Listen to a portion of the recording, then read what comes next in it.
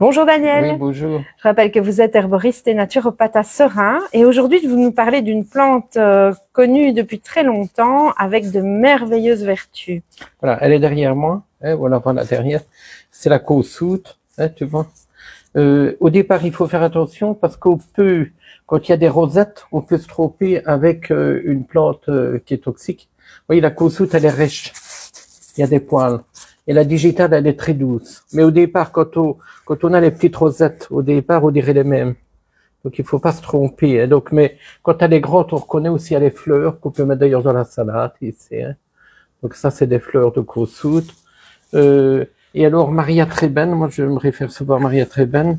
Donc, elle utilisait la causoute pour tout ce qui était réparation des os, hein, déformation du poignet, les gens qui avaient des soulagements au niveau des fractures, tu vois, des meurtrissures, des coups.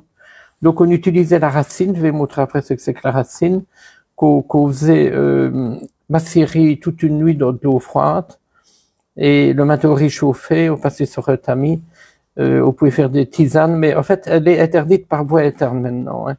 Mais on peut faire des baies de siège, on peut faire des teintures de racines fraîches, on peut faire des pommades de causoute. D'ailleurs ici, voilà, il y a une pommade de causoute pour la peau ici, comme ça. Donc c'est herbagem. Donc la base c'est la causoute. Ils ont fait aussi un petit stick pour les lèvres à base de causoute, donc ça répare les gerçures, les crevasses, etc. Alors, on peut mettre naturellement des feuilles, on peut ébouillanter les feuilles et faire des cataplasmes chauds sur les douleurs, par exemple. Les gens qui ont des tendinites, qui auraient des fractures pour soulager, tu vois. Donc la feuille fraîche, on la fait tremper dans l'eau bouillante.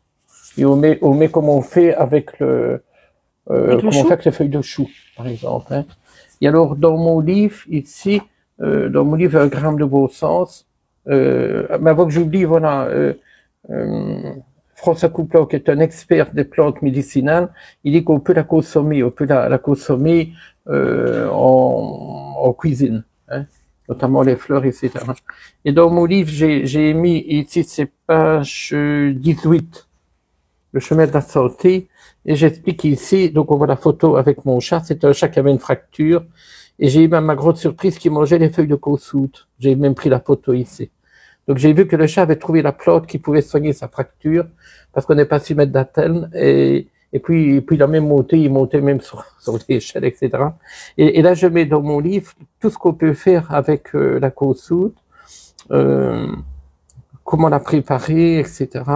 Comment l'utiliser les feuilles, parce que on peut manger les feuilles trempées dans une farine à crêpes. En beignet. En beignet, par exemple. Donc là, vous trouverez toutes les recettes et vous verrez comment mon chat s'est soigné sa fracture par la seule plante de ma cour qui pouvait soigner ça. Donc voilà, c'est bien de connaître Et ici, j'ai ramené une causoute que je viens d'aller déterrer.